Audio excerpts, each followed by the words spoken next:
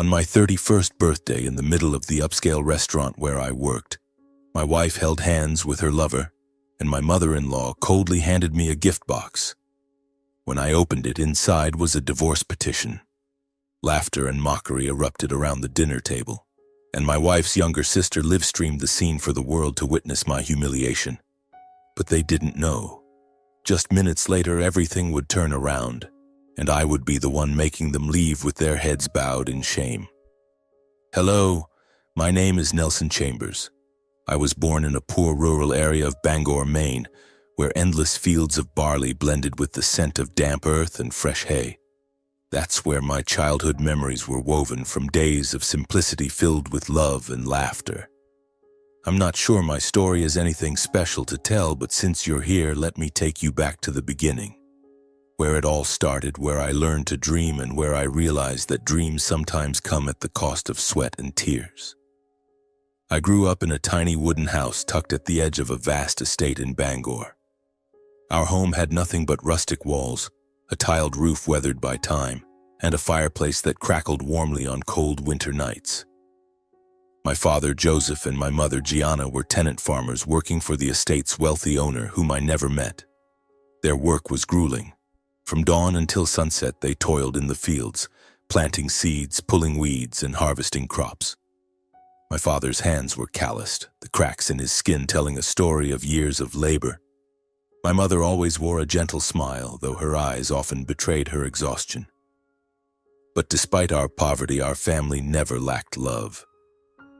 In the evenings, as the silvery moonlight streamed through the window, we gathered around a small dining table, sharing crusty bread and steaming bowls of potato soup my mother made. My father would recount tales of adventure from his youth, his voice rising and falling, his eyes sparkling as if reliving those days. My mother would sing, her voice soft as a breeze, lulling me into sweet dreams. Those moments, simple as they were, became treasures in my heart. I remember summer days running barefoot through the fields, chasing yellow butterflies, or afternoons helping my parents pick potatoes, my laughter mingling with the chirping of birds in the trees. My childhood was carefree, but it was also tinged with reality early on. I knew we were poor. My clothes were hand-me-downs from my cousin, my shoes patched and repatched until the soles gave out. But I didn't feel ashamed, because my parents taught me that a person's worth lies not in money but in their heart and kindness. Live uprightly and God will always watch over you, my father once said, his hand on my shoulder. At 18, I began working as a laborer on the same estate where my parents toiled. The work was backbreaking, plowing fields, hauling fertilizer, harvesting barley under the scorching sun. I saw my father's back grow more stooped, heard my mother stifle coughs as she carried heavy sacks. I realized that no matter how great our family's love was, poverty cast a heavy shadow over us. Each month, after paying rent and buying essentials, we had little left. Watching my parents age day by day, a sharp pain gripped my heart. I vowed to do something to change this life, not just for me, but for them. At 21, I decided to leave home. It was an autumn morning with golden leaves falling on the dirt road leading out of Bangor. My mother hugged me tightly, tears glistening on her cheeks. "Be careful, Nelson," she whispered, "and don't forget us, okay?" My father was silent, but his firm handshake said everything. I carried an old backpack, a few clothes, and a burning dream. I would go to the city, make something of myself, and one day bring my parents to live with me so they wouldn't have to toil anymore. Boston, Massachusetts was where I landed. The city, with its towering buildings and bustling crowds, was a world apart. I felt small, lost, but also exhilarated. I found a job as a waiter at Beacon Hill Prime, an upscale restaurant in the heart of the city. It was a place where wealthy, elegantly dressed people came to enjoy expensive meals and sparkling wine. I, a country boy with worn shoes and a rural accent, started out keeping my head down, trying not to spill trays or drop glasses. The job wasn't easy. I had to learn to smile even when customers snapped at me, memorize a lengthy menu, and stay calm when a difficult patron criticized me. But I didn't give up. I thought of my parents, their sacrifices for me. Every tip, even a few dollars, I carefully saved in a small box, intending to send it home. I lived frugally, humbly, and kept a spark of hope that one day I'd achieve something greater. Then I met Isabella. It was a winter evening, and I was wiping down a table in the corner of the restaurant. She walked in, wearing a cream-colored fur coat, her blonde hair gleaming under the chandelier. She was 25, 3 years older than me, and the daughter of a well-off Boston family. I don't know what about me. A clumsy waiter with a frayed shirt caught her eye. But when she called me over to ask about a dish, her eyes sparkled and her smile made my heart skip a beat. Isabella was different from the other customers. She wasn't haughty or commanding. She talked to me like we'd known each other forever. "You're not from Boston, are you?" she asked gently. I smiled, telling her about Bangor, the barley fields, and barefoot afternoons. She listened, her eyes wide, as if my story was a fascinating new world. We started talking more when she visited the restaurant, when I shyly invited her for coffee after my shift. She said she was drawn to my sincerity and simplicity. To me, Isabella was a dream, a woman I didn't dare think I deserved. After a year of dating, I proposed. I had nothing but a simple silver ring bought with my meager savings. Isabella smiled, tears in her eyes, and said, "Yes." But the joy didn't last. Her family, especially her mother, Margaret, didn't accept me. "A penniless waiter," she said to my face during a meeting, her voice icy. Her younger sister, Charlotte, mocked me relentlessly, calling me the country bumpkin at every chance. Isabella always defended me, but I knew the pressure from her family weighed on her. Our wedding took place in a small church on the outskirts of Boston. For me, it was the happiest day of my life. But the looks from her family, their disdainful glances, their whispers, made it clear I didn't belong in their world. I was an outsider, stepping into a place where I wasn't welcome. My parents stood quietly in a corner, trying to smile so I wouldn't worry. But I knew they felt the coldness too. On our wedding night, when it was just the two of us, Isabella held my hand and whispered, "Don't mind my mom, Nelson. As long as we love each other, everything will be okay." I nodded, holding her close, but a vague unease began to creep into my heart. I knew the road ahead wouldn't be easy. I believed that with love I could overcome anything. I was wrong. The early days of our marriage felt like a sweet dream. Isabella and I moved into a small apartment in the suburbs of Boston, where morning sunlight filtered through the windows, illuminating the little potted plants she lovingly tended. The apartment wasn't luxurious, but to me it was an entire world. I still remember the evenings we spent on the sofa, sharing a blanket, laughing over trivial things. Isabella would talk about her dreams, traveling together, owning a bigger house, and most importantly, having children whose laughter would fill our home. "Who do you want our kids to take after?" she'd ask, her eyes sparkling. I'd grin and say, "You, so they'll have a smile that melts the world." She'd playfully nudge my shoulder, blushing, and we'd sink into those simple, joyful moments. In those early years, Isabella always defended me against her family. Her mother, Margaret, never hid her contempt for me. During our visits, she'd throw cutting remarks like, "Nelson, have you found a better job yet? Or are you still waiting tables for life?" Charlotte, Isabella's younger sister, was worse. She openly called me the country bumpkin in front of everyone, laughing as if my existence was a joke. But Isabella would hold my hand under the table, squeezing it gently as if to say she was there for me. "Don't mind them, Nelson," she'd whisper when we got home. "They don't understand you, but I believe in you." Those words were like a soothing balm, helping me stand tall against their cold stares and mockery. We desperately wanted children. It was a shared dream. I imagined holding a baby with Isabella's eyes and my smile. But month after month, year after year, that dream remained just a hope. We visited doctors, tried everything, but nothing worked. I noticed Isabella growing quieter after each failed pregnancy test. She stopped talking about kids and the spark in her eyes dimmed. I tried to comfort her, but deep down I sensed an invisible distance forming between us. By the 5th year of our marriage, things began to change. Isabella was no longer the laughing, affectionate woman who held my hand during quiet evenings. She became cold, distant. Our conversations grew shorter, often reduced to perfunctory questions about work or dinner. She started going out frequently, claiming she was meeting friends or had work at her company. I wasn't the jealous type, but I began to notice gaps in how she treated me. She no longer asked about my job or cared about the stories I shared. Once I tried hugging her from behind as I used to when we were newlyweds, but she gently pried my hands off, saying, "I'm tired, Nelson. Maybe tomorrow." Her words were soft, but they cut into my heart like a knife. Her family, meanwhile, became increasingly suffocating. Family gatherings turned into nightmares. Margaret's tone was always dripping with disdain. "Don't you feel ashamed making my daughter live in that shabby apartment?" she'd say, her voice sharp as a blade. Charlotte was worse, always finding ways to jab at me. "Hey, brother-in-law, ever thought about learning something new? Or are you planning to be a waiter forever?" I'd lower my head, force a smile, and try to stay calm. The most painful part was that Isabella stopped defending me. She'd sit there silent, sometimes avoiding my gaze. I felt like an outsider, trapped in a world where I didn't belong. I tried to hold our marriage together, clinging to what was left of the love I thought would last forever.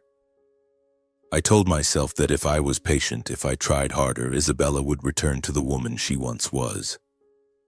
But each passing day, I felt like I was holding on to a shadow. I lived in a state of restraint, torn between wanting to save our marriage and wanting to become a better version of myself, not just for Isabella, but for my parents in Bangor who were still toiling in the fields. My greatest solace was my job at Beacon Hill Prime. There I wasn't the country bumpkin or the waiter that my wife's family mocked. I was Nelson, the one who arrived early, worked diligently, and never refused to help a colleague.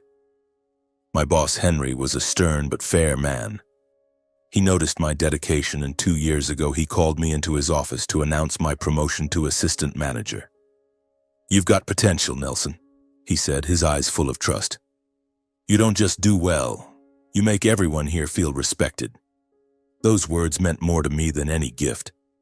But I didn't tell Isabella about the promotion.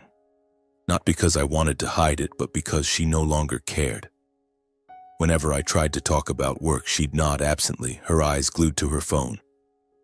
I didn't want to boast either. For me, the promotion wasn't about proving anything to her family. It was about sending more money home to ease my parents' burdens.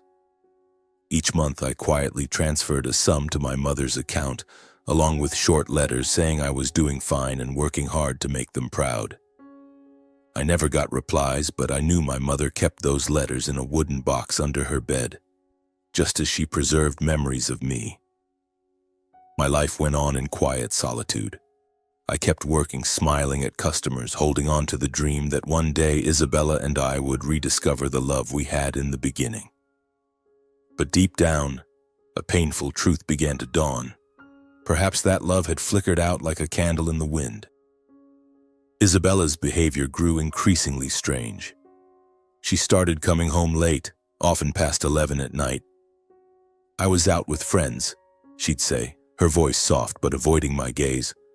Or sometimes she'd make excuses. "Work had something urgent. Don't wait up."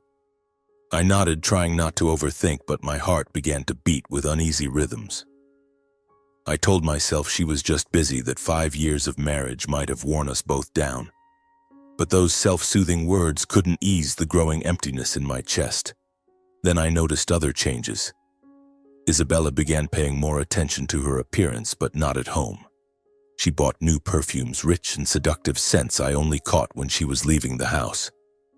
Expensive evening dresses appeared in her wardrobe, glittering with sequins and hugging her figure, but she never wore them in front of me. "Just for company events, you have to dress up for these things," she said when I asked. But her eyes darted away, and I felt an invisible wall rising between us. One time, while clearing the dining table, I saw her sitting on the corner of the sofa, phone in hand, a smile on her lips I hadn't seen in ages. She typed quickly, chuckling softly as if sharing a sweet secret with someone. When I approached, she hurriedly locked her screen, tucked the phone into her pocket, and stood up, flustered. "Just a message from a friend. We joke around like that," she said, but her voice trembled slightly as if hiding something. I didn't press, but my heart grew heavy. That smile, once meant for me, now belonged to someone I didn't know. Then one day, while cleaning out the wardrobe, I found a receipt that slipped from her coat pocket. It was from an upscale bar in downtown Boston where cocktails cost as much as my weekly paycheck. I held the flimsy paper, reading it over and over, searching for a logical explanation. We'd never been there together. She'd never mentioned that bar. A chill ran down my spine as if I'd brushed against a truth I wasn't ready to face. I suspected Isabella was seeing someone else, but I didn't dare believe it, didn't want to believe it. I told myself I was imagining things, that my insecurities were clouding my judgment. I loved her, and I believed she once loved me. But every time I looked into her distant eyes, I saw a void I couldn't fill. I was torn between faith in our love and the doubts gnawing at my heart. I wanted to ask, to confront her, but I was afraid the truth would shatter everything I'd worked to build. I decided to try one last time to pull her closer.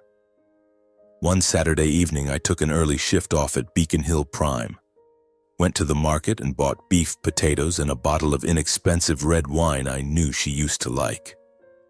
I wanted to recreate the warmth of our early days when things were simple and loving. I cooked a dinner of steak, mashed potatoes, and a small salad. I even bought a bouquet of tulips, her favorite flower, and placed them on the table, lighting a few candles. I stood in front of the mirror, practicing what I wanted to say. That I loved her, that I wanted us to find each other again, that I was willing to do anything to bring her closer. When Isabella came home, she was surprised to see the table set. "What's the occasion?" she asked, her voice tinged with curiosity but lacking the warmth I'd hoped for. She wore a deep green silk dress, her hair loose, and that new perfume wafted around her. I smiled, hiding my nervousness. I wanted us to have a special evening," I said, pulling out her chair. She sat down, but her eyes were distant, as if her mind was elsewhere. Dinner began in silence.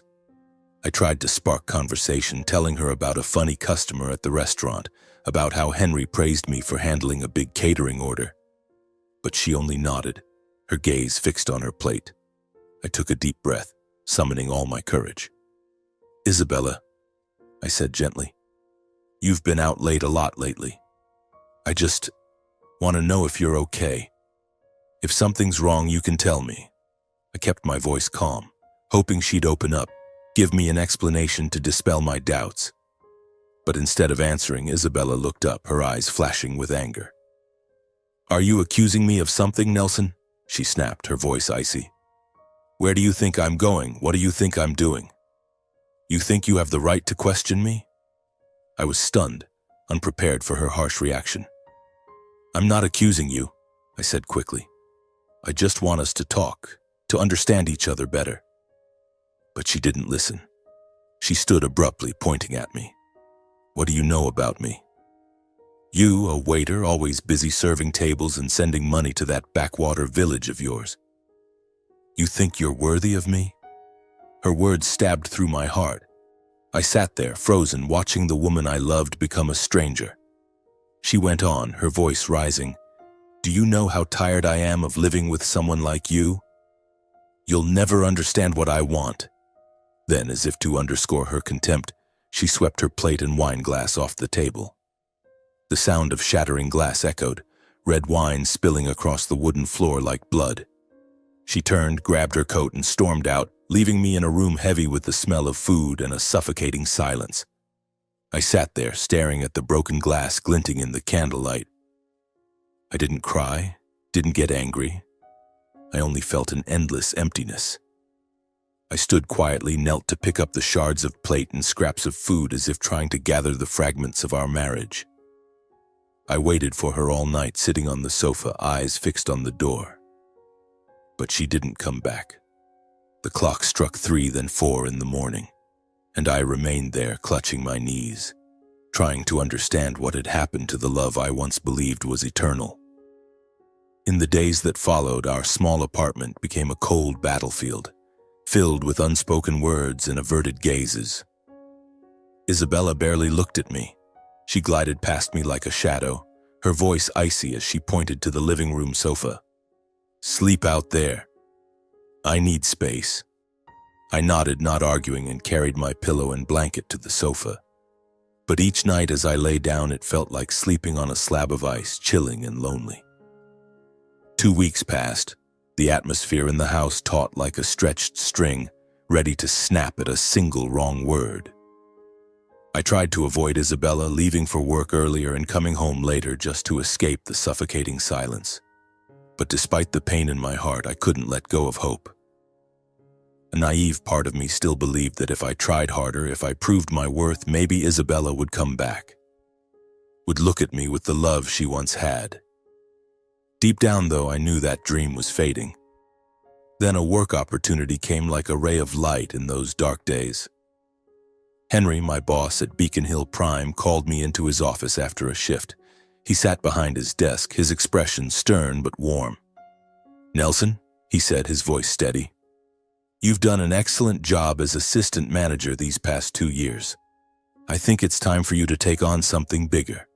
He tasked me with coordinating and managing a lavish wedding reception at the restaurant, a major event with over 200 guests, Boston's elite.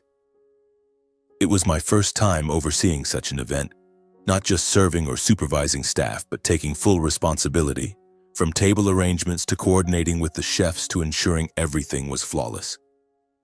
I was both nervous and proud. This was my chance to prove I was more than the country bumpkin waiter Isabella's family called me. I threw myself into the work, checking every detail. The floral arrangements on the tables, the chandelier lighting, the wine glasses poured to perfection. The night before the event, I barely slept, not from worry, but from an excitement I hadn't felt in ages. I wanted to do well, not just for Henry, but for myself. To remind myself I had value no matter what Isabella or her family thought. On the day of the wedding reception, Beacon Hill Prime transformed into a dazzling palace. Red velvet curtains were drawn back, warm golden light spilled from chandeliers, and the scent of roses filled the air. I stood in a corner, dressed in a crisp black suit, observing everything with intense focus. Staff bustled with trays of food and wine, but everything ran smoothly, just as I'd planned. Guests arrived, men in sleek tuxedos, women shimmering in evening gowns. I felt like a conductor orchestrating every detail to create a perfect symphony. Then the bride and groom entered, and the room seemed to light up. The bride, in a pristine white gown, glowed with a radiant smile. The groom held her hand, his eyes full of love, as if the world existed only for them. The guests clapped, laughter and cheers filling the space.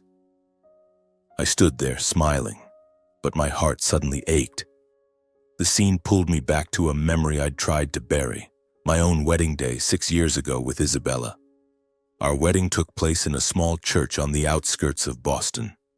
I still remember the nervous thrill of standing at the altar in a rented suit that was slightly too tight, my old shoes painstakingly polished. Isabella walked in looking like an angel in her white wedding dress, her blonde hair glowing under the light streaming through stained glass windows. In that moment, I thought I was the luckiest man alive. I believed our love was strong enough to overcome any obstacle, any scornful glance. But that day also revealed the irreconcilable divide between our families. Isabella's relatives arrived in expensive silk dresses and tailored tuxedos, clinking wine glasses and laughing. But their eyes, when they looked at me and my family, were filled with scrutiny and arrogance. Margaret, Isabella's mother, stood in a corner, whispering to a relative and glancing at me with a mocking smile. Charlotte, her sister, openly ridiculed me, loud enough for me to hear, "I don't know what she sees in this country, hick." My family consisted only of my parents, Joseph and Gianna, and a few relatives from Bangor. My father wore an old suit, his tie slightly crooked because he wasn't used to formal wear. My mother, in a simple dress, hid her calloused hands behind her back, forcing a smile to bless me. But I saw everything. The disdainful looks, the whispered gossip from Isabella's side. I saw my mother quietly wipe a tear when she thought no one was watching, saw my father clench his fists to suppress his humiliation. I stood there on the happiest day of my life, but a sense of powerlessness flooded my chest. I wanted to protect my parents, to shout to the world that they were the most wonderful people I knew. But all I could do was hold Isabella's hand tighter, hoping she'd bridge the gap between me and that foreign world. Now, standing in the opulent banquet hall of Beacon Hill Prime, watching the bride and groom exchange loving glances, I felt a pang of envy. They looked happy, carefree, as if the whole world supported their love. I wished I could go back to that day, not to change anything, but to feel again the moment I believed love could conquer all. But reality had taught me that even the fiercest love could be worn down by time, by scornful glances and by unbridgeable gaps. I returned to my work, continuing to oversee the reception, but in my heart, the memory of my wedding was like an old wound, quietly throbbing. I wondered if I'd done things differently, if I'd been stronger, would things have turned out otherwise? Would Isabella still be by my side, holding my hand instead of leaving me to sleep on the sofa and face growing doubts? I had no answers. The wedding reception at Beacon Hill Prime went flawlessly.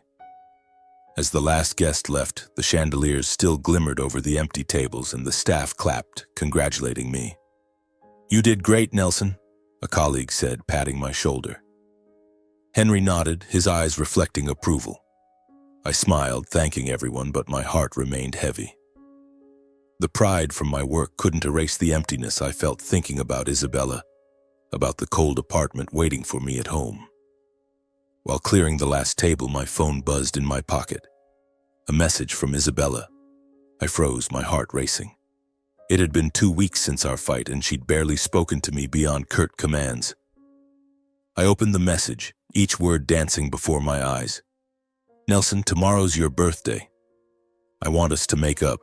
I'd like to throw a small party for you at Beacon Hill Prime. Can we try to rekindle things?"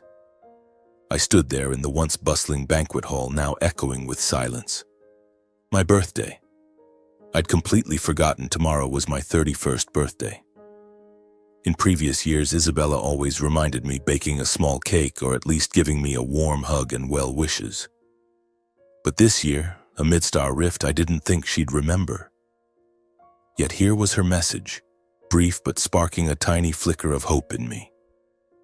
Maybe she'd reconsidered. Maybe she was tired of the coldness between us and wanted to mend things. I gripped the phone, a warmth I hadn't felt in ages rising within me. I replied, "Thank you, Isabella.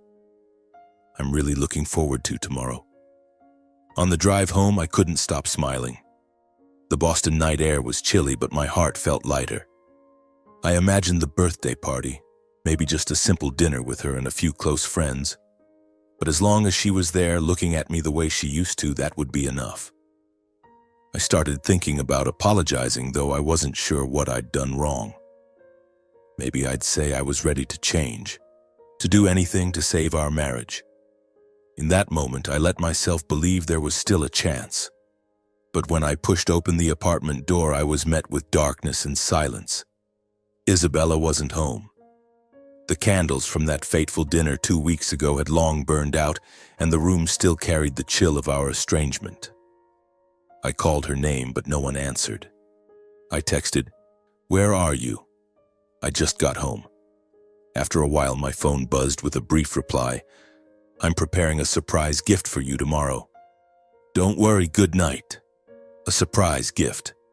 The word surprise made my heart race, but not entirely with joy. Something in her tone, even through text, stirred a faint unease in me. But I brushed it aside.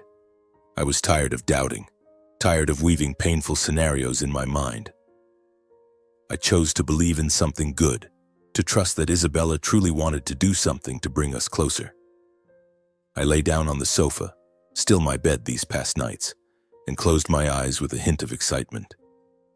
I pictured a warm birthday party where Isabella would hold my hand, where we'd laugh like we used to. I didn't know that in just a few hours that surprise would become the greatest nightmare of my life. That night I dreamed of Bangor, of golden barley fields shimmering under the summer sun. I saw my mother, Gianna, standing there, her smile gentle as sunlight. "You're stronger than you think, son," she said, then vanished as I reached out to touch her. I woke as dawn crept through the curtains, my heart still racing from the dream. Today was my birthday, and though my heart was heavy, I felt a spark of hope. I dressed carefully in a crisp suit, heading to Beacon Hill Prime for work as usual, but inside I was eager for the evening. I didn't know what she had planned, but I wanted to look my best, the way I always tried not to disappoint her. On the way to the restaurant, I watched Boston's bustling crowds, couples holding hands, carefree smiles. I told myself that if today went well, if Isabella and I could recapture even a sliver of our old love, I'd have the strength to keep going. But deep down, a small voice warned me that things might not be as simple as I hoped. On the afternoon of my 31st birthday, I had just finished my shift and was checking the reservation list when I heard murmurs from the main entrance. I looked up and saw a striking group walk in. Isabella, her mother Margaret, her sister Charlotte, and a man I'd never seen before. Isabella wore a vibrant red silk dress, her blonde hair cascading down, her smile radiant like a stage spotlight. Margaret, as always, exuded haughty elegance with her sparkling pearl jewelry. Charlotte, with her familiar smirk, brushed past me as if I were an invisible server. The stranger, tall and dressed in an expensive gray suit, walked beside Isabella with a confidence that made me instinctively clench my fists. They chose the most luxurious table, right in the center of the banquet hall where the lights shone brightest. I watched from a distance as they ordered, the priciest items on the menu, from butter-grilled lobster to Bordeaux wine. Margaret barked orders at the staff as if she owned the place, while Charlotte critiqued everything with her usual mockery. "Isabella?" She laughed and chatted animatedly with the stranger, her eyes sparkling with an intimacy I hadn't seen in ages. My chest tightened as if someone were squeezing my heart. I took a deep breath, adjusted my professional smile, and approached their table. "Hello, everyone," I said, striving to keep my voice steady. "Thank you for coming. Today, it's a special day." I hoped Isabella would look at me, smile, say something to ease the growing unease inside me, but no one responded. Isabella glanced at me briefly, her eyes cold, then turned to whisper something to the man beside her. Margaret raised an eyebrow as if my presence were an affront. Charlotte snickered, muttering, "Special, huh, brother-in-law?" The word brother-in-law in her mouth sounded like a taunt. I sat down, trying to blend into the atmosphere. "Isabella, thank you for organizing this party," I said softly, hoping to draw her closer. But she only nodded, avoiding my gaze, her fingers toying with her wine glass. The stranger smiled, and I felt the blood in my veins stop flowing. I wanted to ask, to shout who he was and why he was here, but I held back. I still wanted to believe this was my birthday party, that Isabella truly meant to reconcile, as she'd promised. The atmosphere quickly turned into a performance I hadn't been warned about. Margaret spoke, her voice icy. "Today is a very special day, isn't it, Nelson? We've prepared a gift worthy of you." Her smile was laced with sarcasm. Charlotte, smirking beside her, held her phone, seemingly ready to record. Isabella stared at the table, silent, but her silence chilled me to the bone. Margaret slid a small box toward me, wrapped in shimmering silver paper with a red ribbon. "Open it, Nelson," she said, her voice sweet but dripping with intent. "This is a special gift for you." My heart pounded, not with excitement, but with a sinking dread. My hands trembled as I untied the ribbon and tore open the wrapping. Inside was a thin stack of papers, and when I flipped them over, I froze. It was a divorce petition with Isabella's signature starkly scrawled at the bottom. Our names, hers and mine, and the cold words declaring the end of our marriage. The room seemed to hold its breath. Margaret's laughter rang out, sharp like breaking glass. Charlotte joined in, her phone raised high, live streaming with glee. "Look at this, everyone, my brother-in-law's birthday gift." Isabella looked up, took the stranger's hand, and stared straight at me. "This is Daniel," she said, her voice calm as if introducing an old friend. "He's the man who deserves me. Unlike you, Nelson." Her words pierced my heart like a dagger. Margaret chimed in, her voice cold. "You should thank us. You, a penniless waiter leeching off my family, should have been kicked to the curb long ago. Isabella wasted 6 years on you. Daniel is the one who's worthy." She turned to Daniel, beaming as if he were the family's savior. Charlotte laughed louder, her phone still recording, her eyes gleaming with delight as if watching a comedy.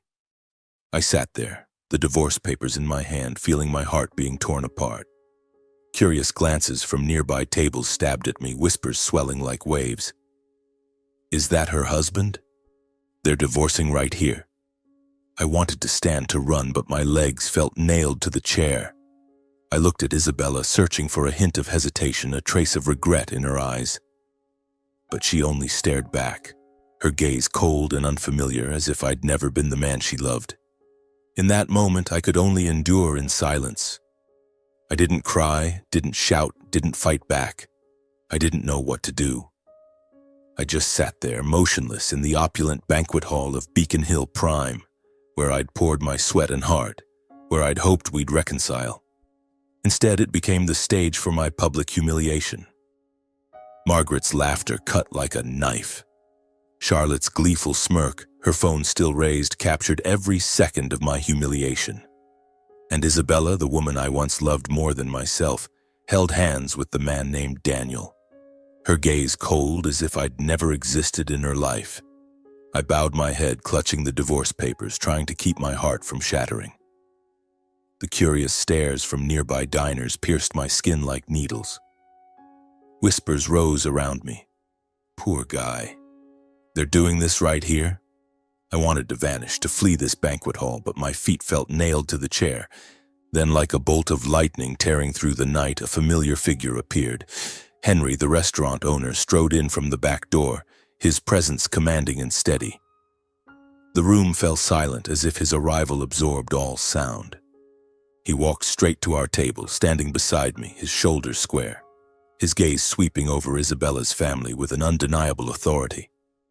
I looked up, my heart pounding, unsure of what was happening. Henry never meddled in employees' personal affairs, so why was he here now? He placed a hand on my shoulder, a gesture both strong and warm, as if lending me his strength. Then, before the entire room of diners, he spoke, his voice resonant and clear. "Ladies and gentlemen, may I have your attention for a brief announcement?" He paused, scanning the room, ensuring every eye was on him. "Today, on this special occasion, I'm proud to announce that Nelson Chambers, who has tirelessly dedicated himself to Beacon Hill Prime, has been promoted to restaurant manager effective immediately." The room seemed to hold its breath. I was stunned, feeling as if the ground beneath me was shaking. Restaurant manager? I'd been assistant manager for 2 years, but I'd never dreamed of such a leap. I looked at Henry, searching for a sign that this was just a ploy to save me from this moment, but his eyes were steady, full of trust. He continued, his voice warm yet powerful. "Nelson is dedicated, honest, and has made significant contributions to this restaurant's success.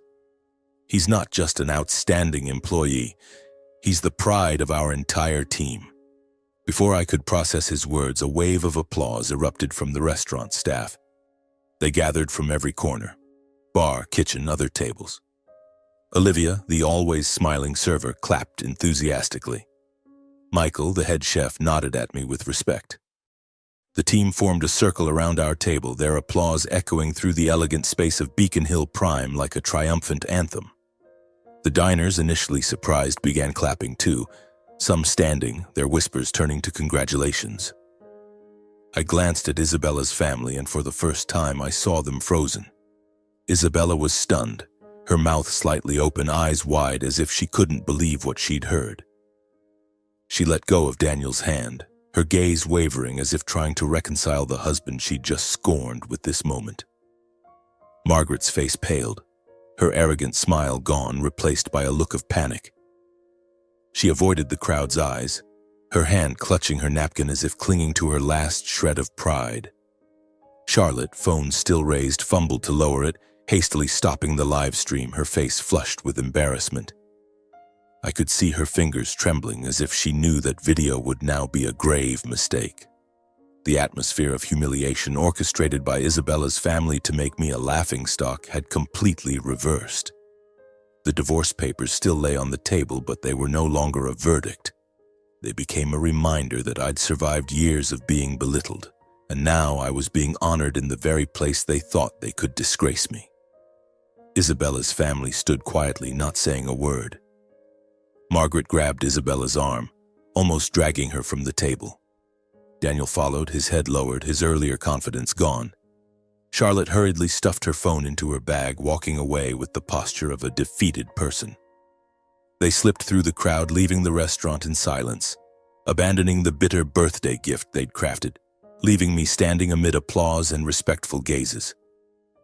I bowed my head, whispering thanks to Henry and my colleagues, but inside a tidal wave of emotion surged.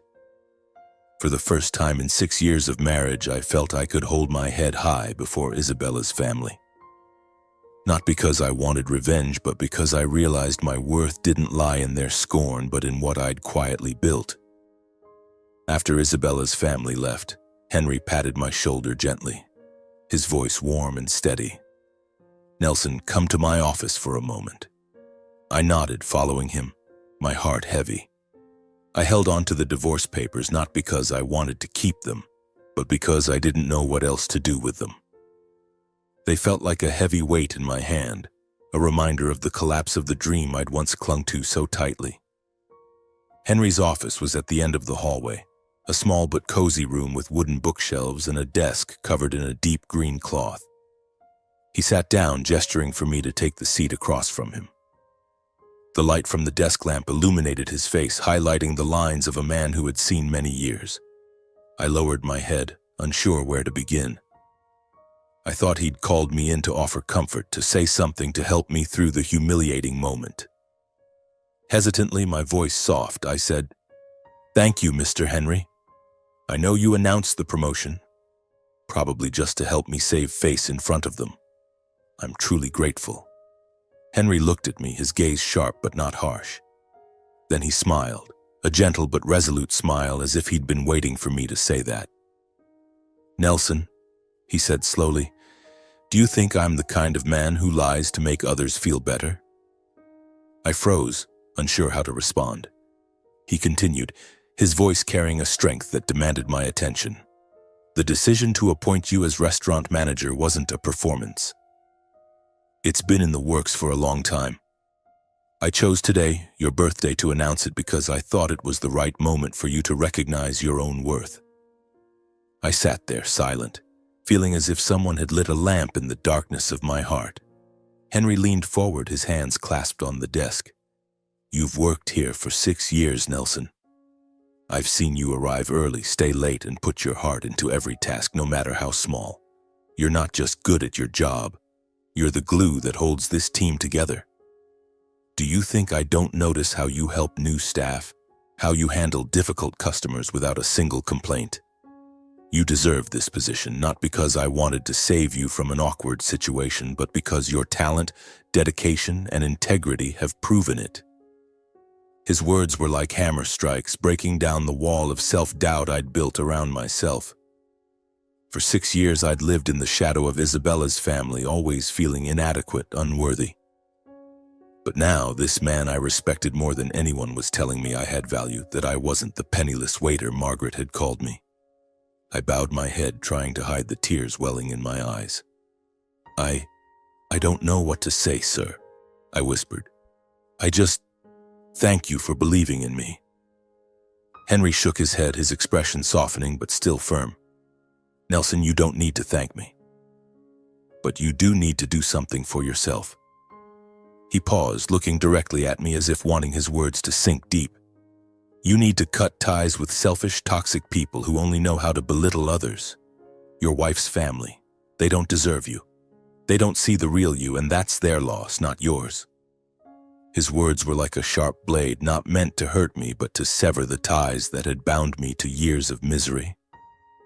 I looked down at the divorce papers in my hand, their cold words no longer frightening. I realized that for 6 years I'd tried to hold on to something that no longer belonged to me. I'd loved Isabella, sacrificed for her, but that love had been suffocated by contempt, distance, and now public betrayal.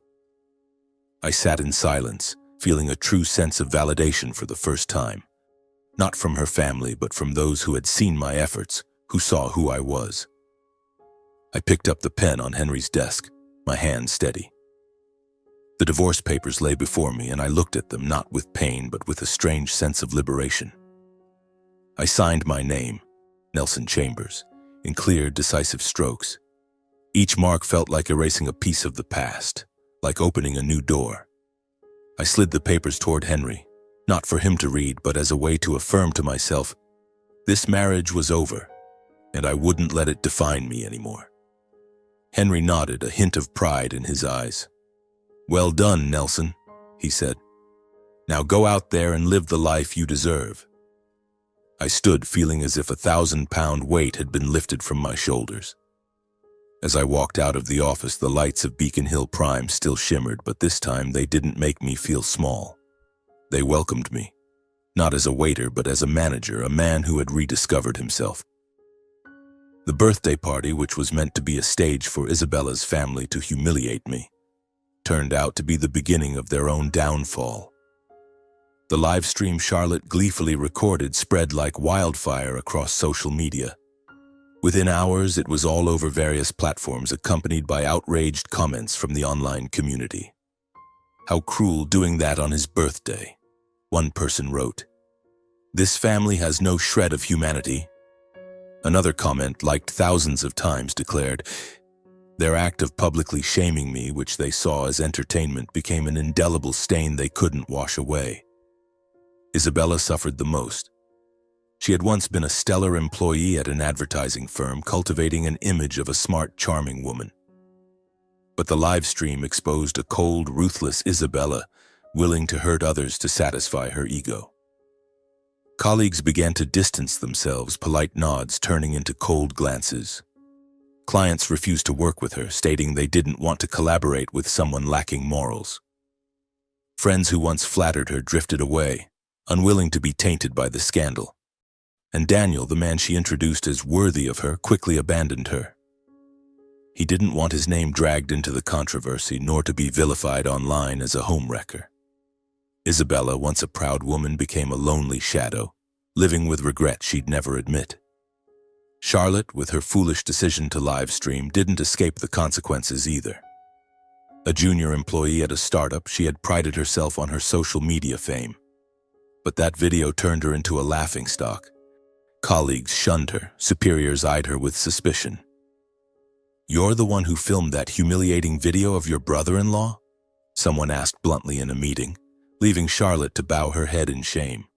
Her career faltered, promotion opportunities vanished, and the label of the one who reveled in someone's pain clung to her like a shadow. I don't know if she ever felt remorse, but I heard she deleted her social media accounts as if trying to escape her own actions. Margaret, Isabella's mother, who always boasted about her refined image, faced the greatest shock. In Boston's elite circles, where she flaunted her wealth and status, she became a joke. Friends who once fawned over her now whispered behind her back, "She thinks she's high class, but she humiliated a man on his birthday." The lavish parties she was once invited to stopped sending her invitations. The social connections she'd built on superficial grandeur crumbled like a sandcastle. Margaret, once haughty, now lived in isolation, carrying the shame she'd brought upon herself. I didn't take joy in their downfall. I never wanted them to suffer, despite the deep pain they caused me. But I realized that sometimes life has its own way of delivering justice. Those who belittle others will, sooner or later, face their own arrogance. A week after the birthday party, I left the apartment I'd shared with Isabella. I packed my belongings.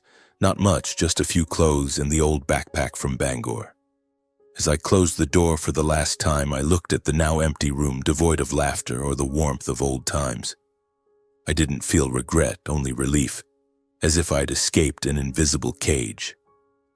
I moved into a small apartment in the Boston suburbs, modest but tidy, with a window overlooking a little park. I arranged it myself, a simple bed, a small dining table, and a bookshelf with a few old books my mother used to read to me. This apartment was mine, free of anyone else's shadow, and for the first time in years, I felt I truly had a place to call home. Work at Beacon Hill Prime became the bright spot in my new life. As restaurant manager, I dove into my role with renewed energy. I organized major events from weddings to corporate galas, ensuring every detail was perfect. I learned to manage staff, listen to their input, and create an environment where everyone felt respected. Colleagues looked at me differently. No longer Nelson the waiter, but Nelson the leader. Olivia, the server, teased, "If you keep being this serious, we'll have to call you Big Boss." I laughed, but inside I knew this recognition was what I'd been seeking for so long. Despite my busy schedule, I never forgot my parents in Bangor. Each month I sent money home along with short letters about my job and new life. "I'm doing okay, Mom," I wrote. "I'm trying to make you and Dad proud." I didn't mention the pain or Isabella, not wanting them to worry, but during our phone calls, my mother's voice was always warm, as if she sensed I was rediscovering myself. "Son, as long as you're happy, we're content," she said, her light laugh like a breeze over the barley fields. In those busy days, I began spending time with Willow, Henry's daughter. She was a smart, refined woman with neatly tied brown hair and a gentle smile. Willow often visited the restaurant to help her father with administrative tasks, from checking books to planning events. At first, our conversations were about work, scheduling banquets, handling difficult guests. But gradually, they stretched longer. She asked about Bangor, my childhood in the fields, and I shared unashamed about picking potatoes or nights listening to my mother's lullabies. She listened without judgment, smiling and saying, "Sounds like a childhood worth dreaming of." I realized there was a connection with Willow I'd never felt with Isabella. She respected me, not for my position or money, but for who I was. Once, while checking the wine inventory after hours, she said, "You know, Nelson, you have a way of making people feel at ease.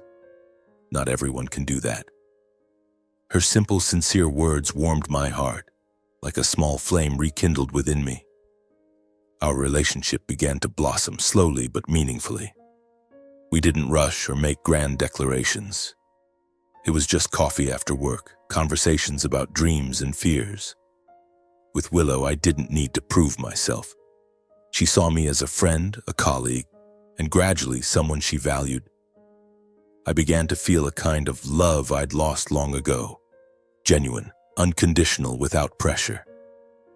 I understood that life had given me a second chance, not for revenge or to prove anything, but to live true to my values. Each night, returning to my small apartment, I looked out at the park through the window, feeling a peace I hadn't known in 6 years of marriage. A year has passed since that fateful birthday party, and my life has truly transformed. From a husband scorned and called a penniless waiter, I am now the manager of Beacon Hill Prime, a respected name in Boston's restaurant scene. Work is no longer just a job, it's become a passion. I organize grand events from lavish weddings to corporate galas, pouring my heart into every detail. Clients know me as meticulous, colleagues see me as a reliable leader, and Henry, who gave me this opportunity, often jokes, "Nelson, if you keep this up, I'll have to retire and let you run the whole place." I laugh, but inside I know this recognition is the greatest reward for my years of perseverance. Despite my new position, I've kept the humility my parents instilled in me. I don't boast or feel the need to prove myself to anyone. Each day I arrive early at the restaurant, check every table setup, chat with the staff, and ensure everything is perfect. But when I return to my apartment, I find joy in simple things. An old book, a hot cup of coffee, or a letter from my mother recounting the quiet days in Bangor. My parents, Joseph and Gianna, are now retired, living slowly in the wooden house where I grew up. Each month I send them money to ease their lives, and I've renovated their home. New roof tiles, a garden filled with roses my mother loves, and a small corner for my father to grow vegetables and read the morning paper.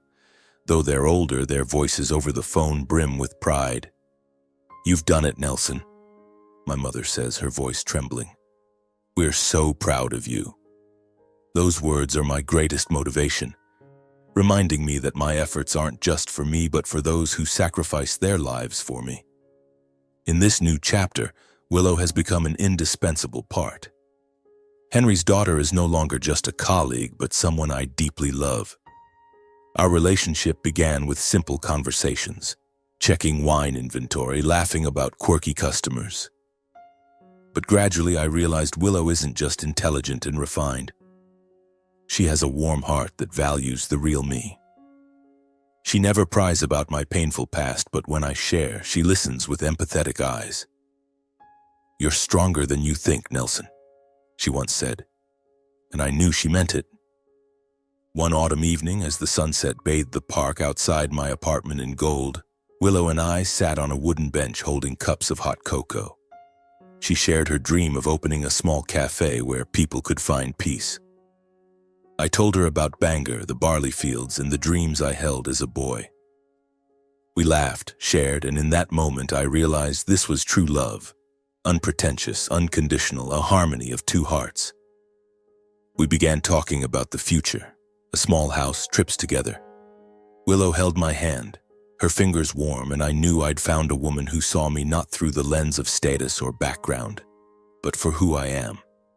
Meanwhile, I heard bits about Isabella's family, though I didn't seek them out. After the infamous live stream, they fell into ruin. Isabella, once proud and confident, now lived in isolation. She lost her job, her friends, and Daniel, the man she called worthy, abandoned her as soon as the scandal erupted. The admiring glances she once received turned to whispers of disdain. Margaret, her mother, was no longer invited to elite parties, and Charlotte, her sister, carried the stigma of cruelty, unable to hold her head high at work. Their arrogance, once a wall separating me from their world, was now just ashes, leaving a family fractured and shunned by society. I didn't revel in their suffering. I held no hatred, though the wounds they inflicted still lingered faintly.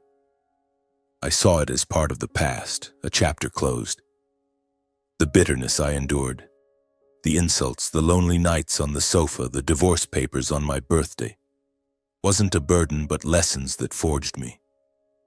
They taught me that a person's worth lies not in their origins or others' opinions, but in their character, perseverance, and kindness. I'm grateful for those pains, for they led me to today, to a stronger, more confident Nelson, living true to himself. Tonight I stand by my apartment window, looking out at the park twinkling with lights. Willow stands beside me, her shoulder brushing mine, her warmth chasing away Boston's autumn chill. "What are you thinking?" she asks softly. I smile, turning to her. "I'm thinking, life is miraculous. It takes something away but gives you something even more precious." She smiles, squeezing my hand tighter, and I know this is where I belong. If anyone asks, my life's message would be this: never underestimate someone because of their humble beginnings. A person's true value lies in their heart, their perseverance, and the kindness they give. Those who are arrogant, who trample others to lift themselves, will eventually destroy themselves. But those who endure, no matter how beaten down, will always find light at the end of the path. I smile, looking ahead beside a woman who deserves me, my heart full of faith in a brighter future. The barley fields of Bangor, my parents' proud gazes, and Willow's smile. They blend together, reminding me that I've walked through darkness and am now stepping into the light. Bing into the light. Bing into the light. Bing into the light. Bing into the light. Bing into the light. Bing into the light. Bing into the light. Bing into the light. Bing into the light. Bing into the light. Bing into the light. Bing into the light. Bing into the light. Bing into the light. Bing into the light. Bing into the light. Bing into the light. Bing into the light. Bing into the light. Bing into the light. Bing into the light. Bing into the light. Bing into the light. Bing into the light. Bing into the light. Bing into the light. Bing into the light. Bing into the light. Bing into the light. Bing into the light. Bing into the light.